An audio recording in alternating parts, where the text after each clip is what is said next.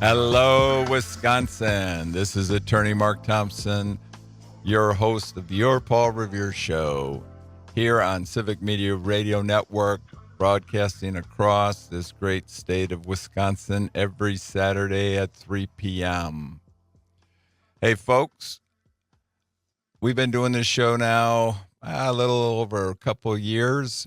We're here because we are trying to move Wisconsin forward, making sure that elections stay free, open, available to everybody, that we have real democracy in this state.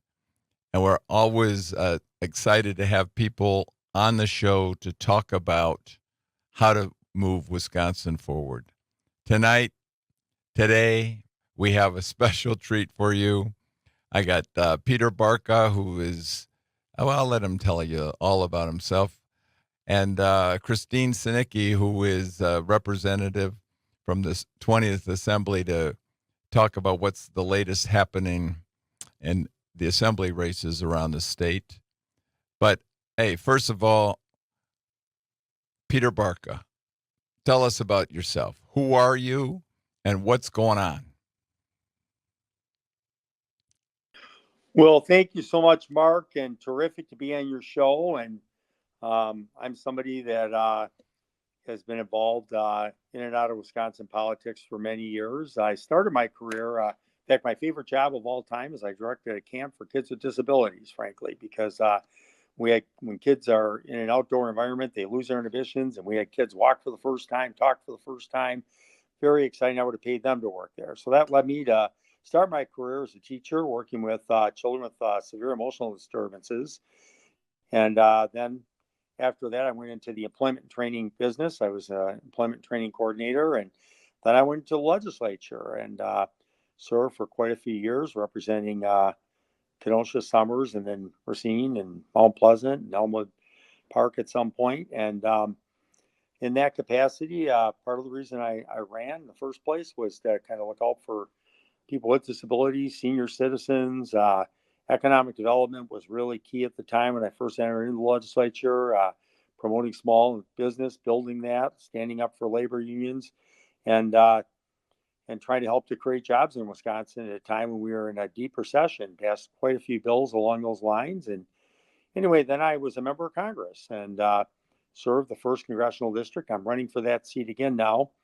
And then I went back in the private sector. I ran a nonprofit employment training business as a CEO, and then I went and became a vice president of a business that I eventually bought. So I know how hard it is to own a business and meet a payroll. And then I came back in the legislature back in 2009. I became the Democratic leader during those very difficult Walker years when he was taking away people's rights to uh, be represented by a union, essentially, and made us a right to work state, took away prevailing wage from construction workers, and we fought tooth and nail against those things. And then when Governor Evers won, I was fortunate enough to join his cabinet as Secretary of Revenue, where we worked hard to give over $1 billion in tax relief directed at middle class people, and were able to do something significant for the workforce and passed other meaningful reforms, research and development tax credit that is very important to bring innovation forward. And a couple of my proudest accomplishments are our last couple of bills. I oversaw law enforcement officials that did alcohol, tobacco, and gaming enforcement, and they told us how we had kids end up in the emergency room because of dangerous vaping devices. So we put new regulations that stores can only sell those that are certified, so that we'd help children. And we passed also a provision to make it easier for people to donate organs through using the tax system like they do at the Department of Motor Vehicles. So that's my background, and I decided to run for Congress because I feel like we have a do-nothing, dysfunctional Congress, and it's an embarrassment to this country. And they there's so many issues where we need to advance to make our country stronger, build and expand the middle class, protect reproductive freedom, help rebuild the economy, provide better resources for childcare to help solve our workforce problems, and help improve health outcomes, and help build an entrepreneurial economy. So that's why I decided to run. And, with 48 days to go, I'm running strong and feeling positive. Well, thank you for that overview. We have a lot of, some time to talk about some of these things in more depth. But full disclosure, folks, one of the things that Peter Barca did was when he was the minority leader in the assembly, he appointed me to the Wisconsin Elections Commission back in 2016. So for that, Peter, I'll always say thank you. Little did I know that it would end up quite the amazing experience, right? When you had a sheriff down in your neighborhood that tried to put, 5 of us and get us charged with felonies and put us in prison for letting seniors vote in 2020. I mean, who would think that could happen in the United States? But a shout out, thank you. I will always be indebted. But full disclosure, folks, I'm a big supporter of Peter. You heard what he said. He's out there talking about fighting for working people, middle class. He is not out there to, give tax breaks to billionaires. And it is time we have a strong middle class again. But before we get into some of these issues you touched on, Peter, how do you see the risks to democracy? What are the stakes what's really at issue nationally in the state, but in your seat in Congress? What are the big issues that you see we really have to move on before we get sort of into the campaign issues themselves? Is there a threat to democracy? Well, sadly, there is a threat to democracy. And let me first say thank you, Mark, for your service. You give up a lot of wages that you could be earning through your day job in order to serve the public, and we appreciate it. It's it's a very important assignment, and obviously we desperately need people of integrity to serve in that kind of capacity. And I'm sorry you had to endure the threats that put you in prison just for trying to make sure that seniors could vote during the middle of a pandemic. And but obviously it was the right thing to do, and I know seniors across the state appreciated it. But yes, sadly, there is a threat to democracy. We saw it in January 6th. You literally, had people attempt to stop Congress from certifying the election. We have fake electors. I mean, people were coming to Washington and attempting to take the place of those people legitimately elected based on the rules and the laws of our country. So it's a very serious threat that we faced back then. And, once again, there's a bipartisan group in Congress now trying to come together to say that, we should agree that we will certify the legitimate rights of whoever wins the election. And sadly, my opponent isn't one of them. In fact, one thing that he's been criticized for very roundly is, as chairman of the administration committee, was not releasing, certain records and photographs and things like that from the administration committee of what happened on January 6th. And that's sad. But there is a threat. It's one we have to take seriously. And, I'm thankful to people like Roethlisberger in Georgia that refused to try and mysteriously find votes. And I'm hoping that we come together to protect democracy. Certainly, that's one of the key things you can count on me to always do.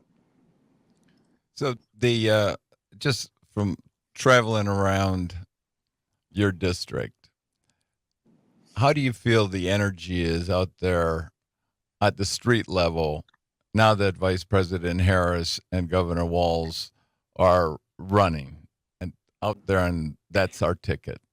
Mm-hmm. Well, there's no question that there's far more energy at this point. I see it, especially in young people who are volunteering to go knock on doors and pass out literature and make telephone calls. Our halls are filled every Saturday and weekends, and even during the week, with people that are going out and pounding the pavement, and making calls and reaching out to people. And that's what democracy is about, after all, is people engaged. I was like the realtors years ago had a saying, democracy is not a spectator sport, and it's true. We need people to be engaged, to care about their government. I grew up in that manner. Both my parents were very engaged, and we talked about, not just political issues, but just policy issues at the supper table, and things that were key issues of the day. So we need people engaged, and there's more energy than we've had in a long time. So it's very exciting. I think it's a shout out to you, Peter, for running a race that many people didn't think anybody would be brave enough to step into. That your opponent was sitting on a boatload of money with a lot of national right-wing support, and that you're willing to jump in and take him on and take on the giants to build a middle class is just really, really commendable. Before we get in to some of the specifics, just in like 30 seconds, tell me why your opponent has got to go. And then we'll come back to talk about more details. Mm-hmm. Well, I would say for a number of reasons. First of all, you got one reason, 30 seconds. Well, one reason is that I think he's a threat to our freedoms. He's a threat to the freedom of women's reproductive freedom. He's a threat to senior citizens to have the freedom to enjoy their retirement and Medicare and dignity that they work so hard for, and the freedom for even democracy and voting. So all of those things, I would say, it comes down to freedom and the freedom for people to make a living in the middle class. We can do far better. You heard it there, folks. Peter Barca. This is the Paul Revere Show. We'll be back more with Peter Barca.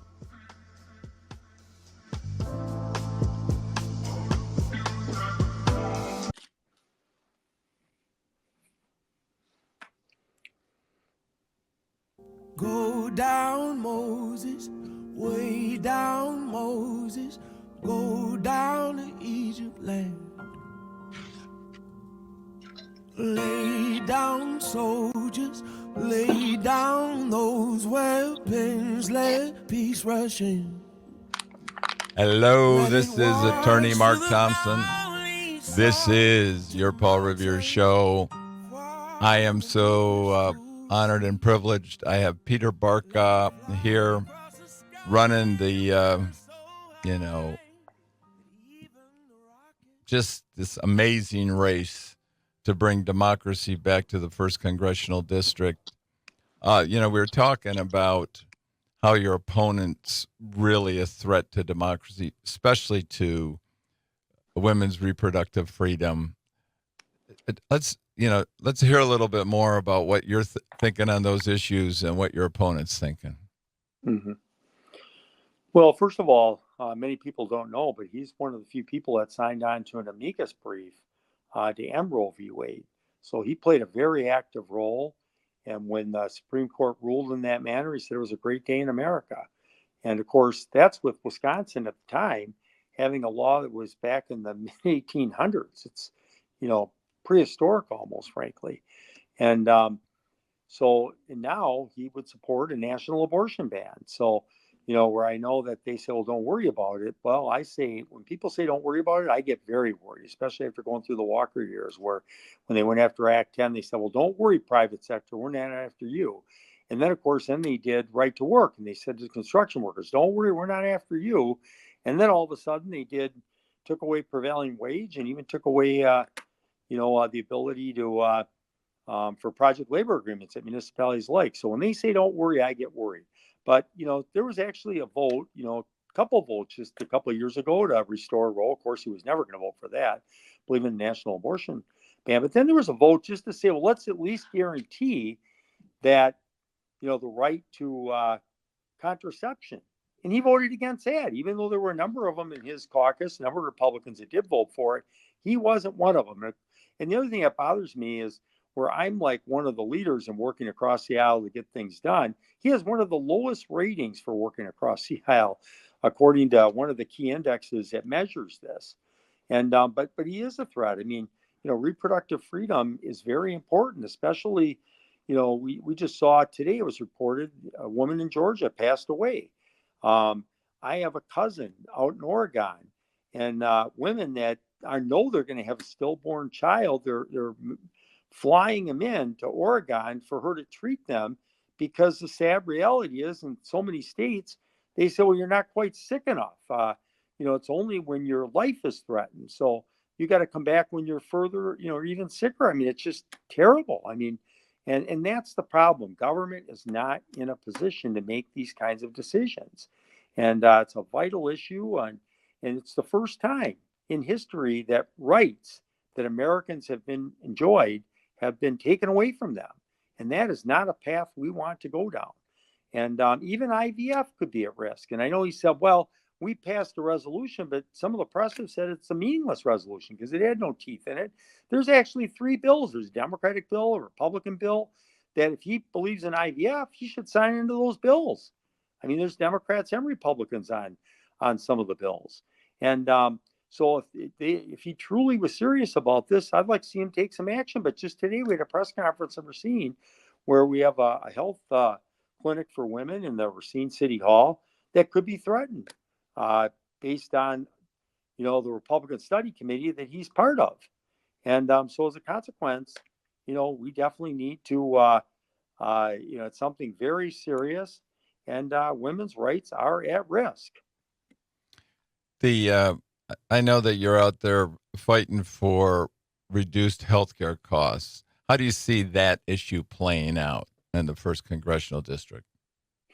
Well, it's very important. And again, that Republican study committee that he's part of would actually make Medicare, harder for seniors to use and have more obstacles for them to be able to use it. People, work their entire lives in order to earn Medicare.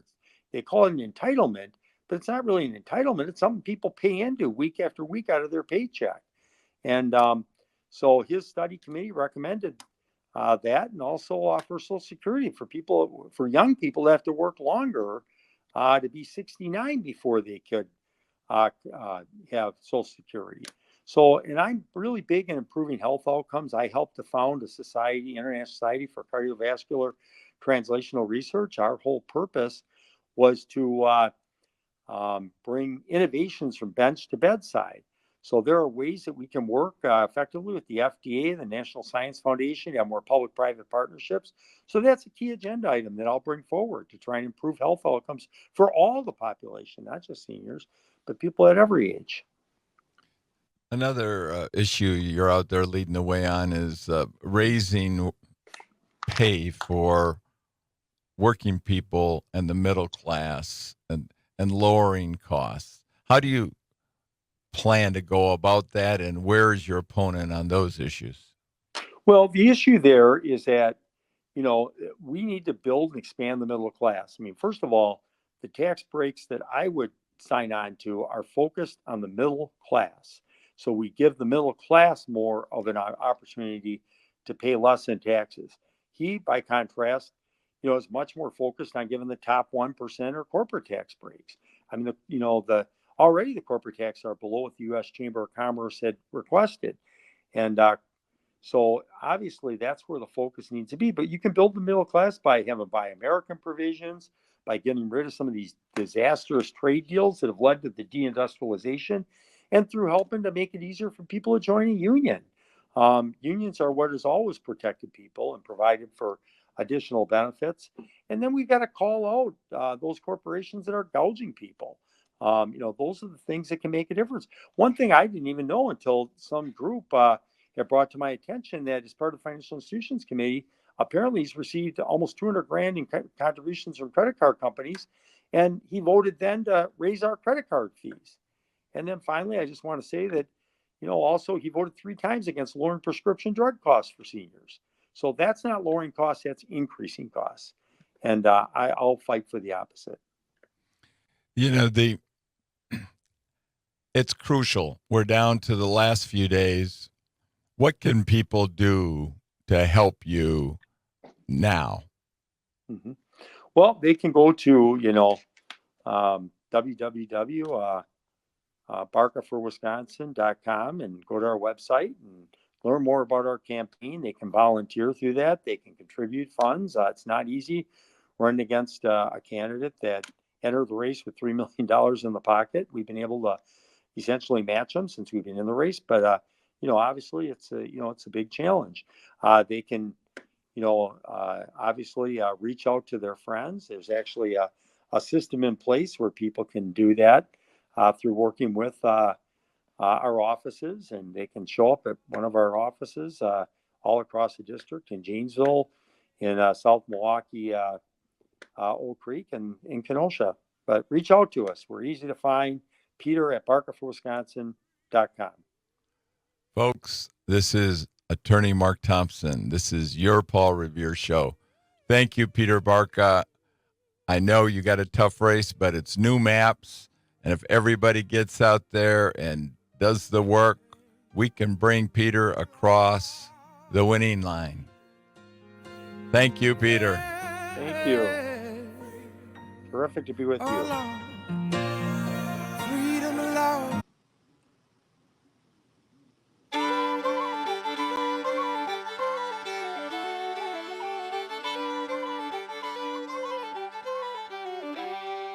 When the train rolls by, I'm gonna be ready this time. When the boy gets that look in his eye, I'm gonna be ready. Hello, folks. This is Attorney Mark Thomsen. This is your Paul Revere show. We are here on Civic Media Radio Network, broadcasting across Wisconsin every Saturday at 3 p.m. We have been here almost 2 years, maybe a little more than 2 years, moving the state forward. That is our state motto. We are not going back, folks. And to help make us that point, I'm really honored and privileged to have Representative Christine Sinicki, who has been active fighting for working people, women, for as long as I can remember. I first met Christine when she was running. I was living in Bayview in an apartment, and my kids were young. So that's how long Christine has been fighting. So, hey, introduce yourself, Christine. Hey, thanks, Mark. Thanks for having me, first of all. So I'm State Representative Chris Sinicki, also chair of the Democratic Party, Milwaukee County. I represent the 20th Assembly District, which is basically Bayview, St. Francis, Cudahy, and now South Milwaukee, just kind of go right along the lakefront. I am running now for my 13th term in the legislature. So that's me in a nutshell. I've got 2 grown children and 2 grandchildren, which is why I keep fighting. So, it's your district, but it's crucial. It's important to even get out more votes now than ever before. But just an overview before we get into stuff more. What are the most important items to you in this election? The most important issues in this election really are women's health care rights, women's reproductive rights, protecting our freedom, and really fighting for our democracy, because our democracy is truly on the line this election. So those are the top 3 issues. You've been there fighting for people, as I said, for, long time now. How do you see a second Trump presidency? How would that impact us and the world? I mean, you've been there in the trenches. How do you see it? Oh my gosh. Let's go back to the first time he won, and that night, and the feelings we all had. I mean, I remember being at the watch party and watching Pennsylvania go to Trump, and I just said, oh God, he won the presidency. And I walked out because I knew I didn't want to spoil anybody's fun who still thought that, he was going to lose. But, when we saw what he did the first 4 years, that was just a trial run for him as what his next term would be if he should win. I would hope you've all read Project 2025, because that is the outline for the next Trump presidency. We are looking at basically a dictatorship. When I started reading that, and I started reading about women's health care rights and immigration rights, it's extremely scary. He's actually said that he will be a dictator on day one. We all need to pay attention to that, because that is his goal, is to turn America into a dictatorship. He's also said, this will be the last time we have to vote if he wins. That right there is extremely telling. So this is like the most important. And I know we say this every election, but this truly is the most important election of our lifetime in this country. So I want to just touch on, I know that you were a representative, a delegate at the DNC. Yeah. You were there in Chicago. Yep. Most of us weren't in the room. So tell us about the excitement when Vice President Harris took the stage and said, "I'll be your candidate." It was electric. It was so, I had never experienced something like that, and I've been in politics a long time. But that room, that arena, which was filled to the rafters, was full of joy and excitement. We were crying. We were actually crying to think about where we were just a couple of months ago and where we are now. It was just overwhelming. And then I remember thinking, because, that was the same night as the rally at Pfizer Forum. And I remember thinking, Donald Trump is having a meltdown, because not only did we fill one arena, we filled two arenas to the rafters, 90 miles apart. That's how exciting this election is. And to be in that room, to be in that arena that night, about 50 feet away from her when she accepted that nomination, that is something that I will be talking about for years to come to my grandchildren, because I don't know if we'll ever see that again in the next 30 years. Well, this is for certain. We'll never see again, right? Right. Well, because Vice President Harris is going to become President Harris, and no one will ever be able to say again, that was the first woman that took the seat in the White House. Yep. And this great country of ours. Yep. It's historic. So how is that energy manifesting itself at the doors? Because, I really think this is really important. It's excitement of people that are very into politics is very different than, look, most people are just living lives, right? Busy paying bills, right? Figuring out how to. Trying to keep their head above water. Yeah. Yeah. So how is that energy hitting the doors? Do you see a difference? Yeah. When President Biden steps aside, and I will always have a very soft spot in my heart for President Biden, as most Americans will. But when he stepped aside, the whole world shifted. It was kind of, when it was President Biden, it was like, okay, we have to reelect President Biden. He's gonna, but nobody had the excitement. The doors were not exciting. We couldn't get people to go out and canvass. But now people open their doors and they're like, yes, I'm with you. I'm voting for Kamala. Get me a sign. When's the next rally? People are so excited. I don't even know how to explain how excited they're. And it's young people and old people, young women, old men. every race and nationality. Um, and honestly, even Republicans are excited, believe it or not.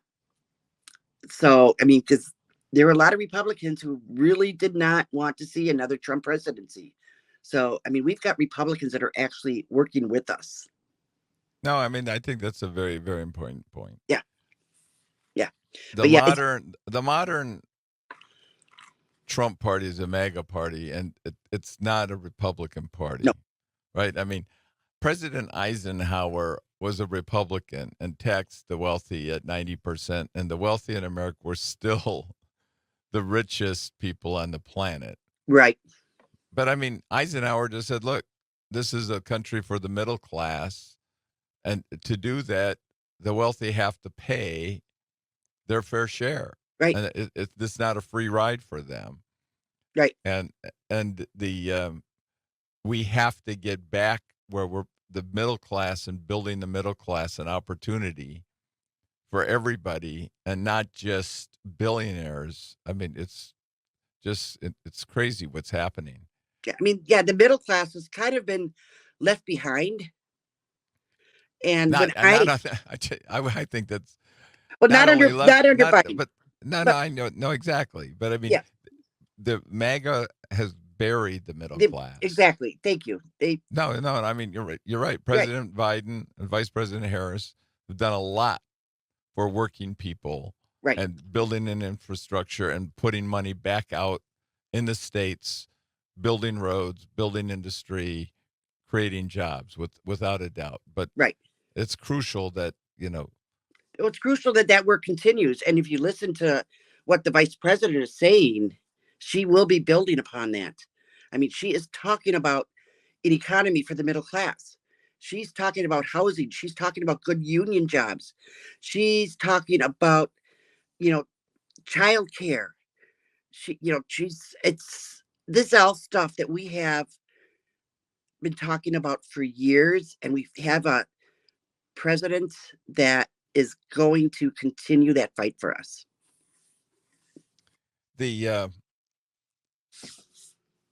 When you're out there on the doors, Mhm.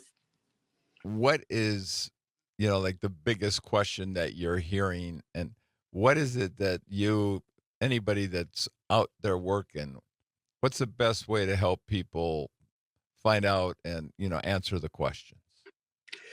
Oh gosh, in every district across the state, those questions are going to be different, of course. I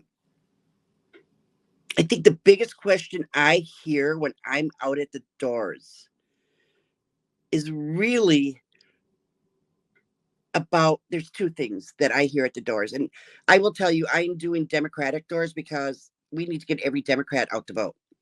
But the two things I'm hearing very strongly is protect our reproductive rights.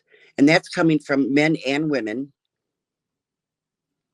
And make sure that son of a bee never gets back in the White House. How do we do that? That's one of the questions I get. It's like, the way we do that is get your butts to the polls and vote.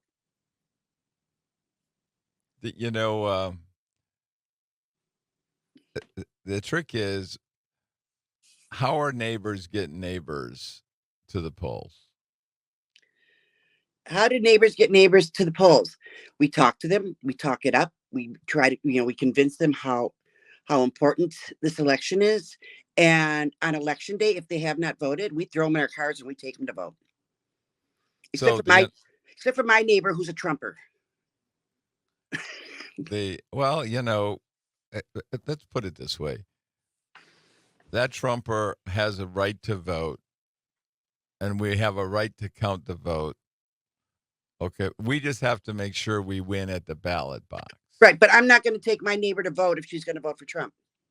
That's fine. I didn't say she's on her own. I didn't say you had to give her a ride, but I think people forget about this because there's too much political violence. Right. And we have to get back to where people feel comfortable going to vote.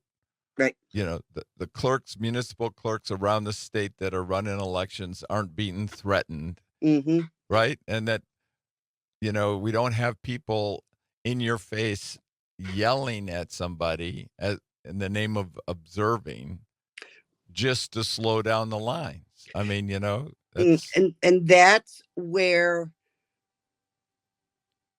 things have really changed dramatically. Let me just tell you a real quick story. A number of years ago, one of my neighbors up the street, I think it was the Obama election actually, and the lines were really long. He had little twin girls, and one of them was sick and crying, and he was like, "Oh, I can't stay in this line. I'm not going to have a chance to vote." we are going to finish this story right there. I'm going to leave it hanging. Right. Okay, it's a cliffhanger.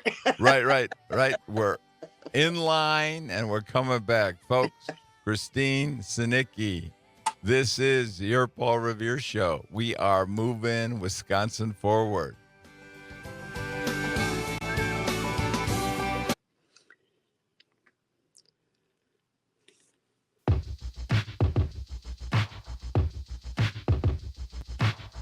I have this thing where I get older, but just never wiser. Midnights become my afternoons. When my depression works the graveyard shift, all of the people I've ghosted stand there in the room. Hello, folks. This is Attorney Mark Thomsen. This is your Paul Revere show.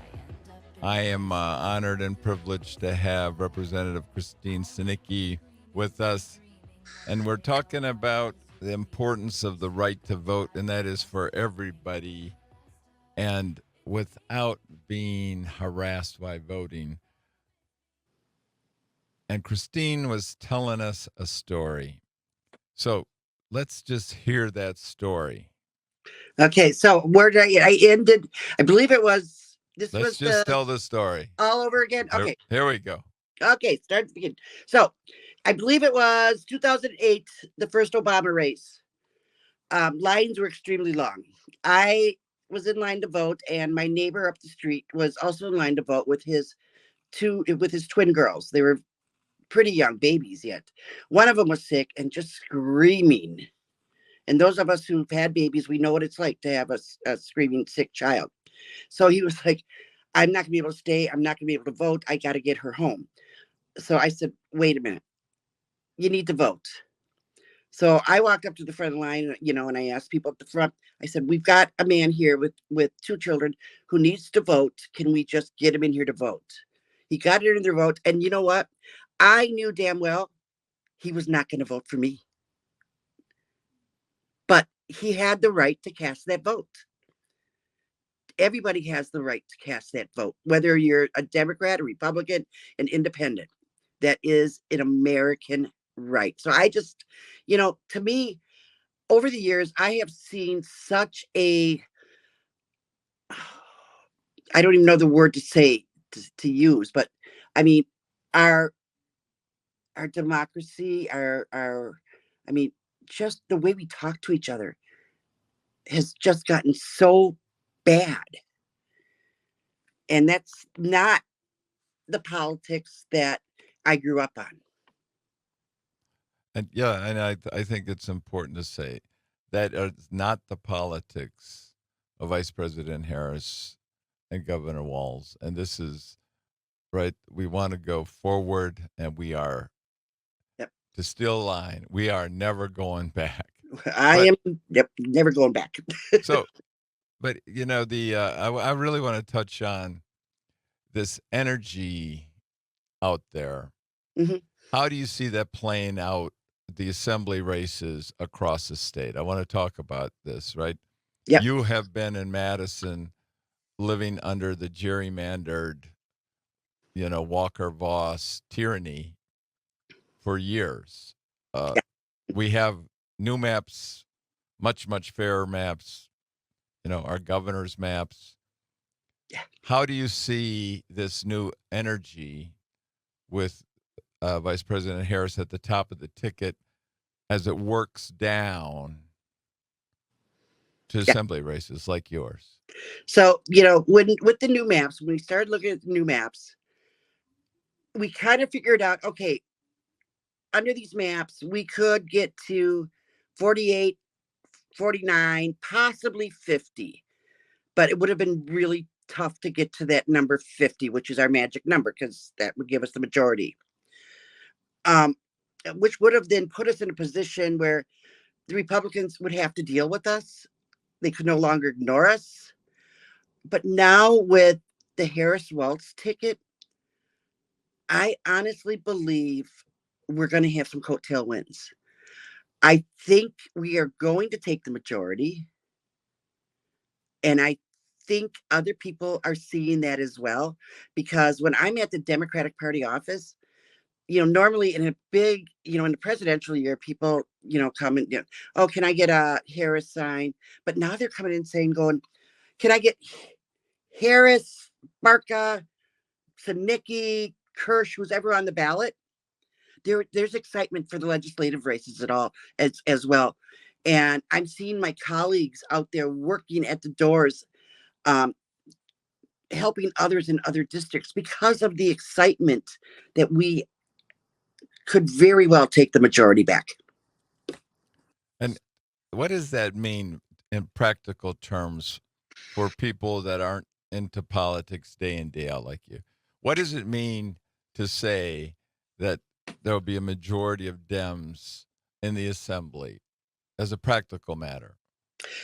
As a practical matter, okay, so there'll be a majority of Dems in the assembly. The Senate, unfortunately, will still be in the minority. But with one House in the majority, we can actually put bills forward and get hearings on them and actually try to pass some bills. Whereas for the last 13 years, every single bill that I put out never got a hearing. Never got a hearing. We can also start to reverse some of the damage that's been done to the middle class in the state of Wisconsin. We can start to rebuild our organized labor. We can look at starting to repeal right to work, which has been devastating to the middle class here. There's so much we want to do. And if we're going to do this, if we get the majority, I'm going to tell you right now, we're going to be bold. Last time we had the majority, we were not bold. We need to be bold and do the right thing and push forward and get the work done. Before we go, there is a new trick that these Republicans are playing. They try to keep putting changes to our Constitution on the ballot. Yeah.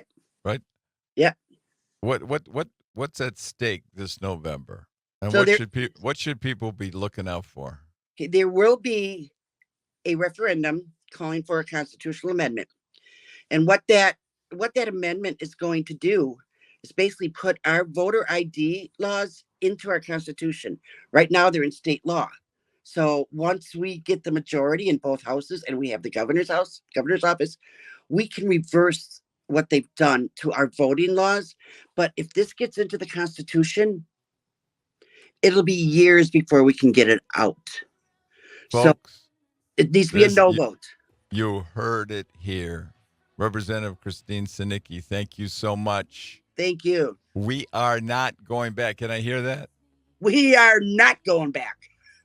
Hey, folks, forward Wisconsin. Talk to your neighbors. Everybody, get in the boat and row hard. This is your Paul Revere Show.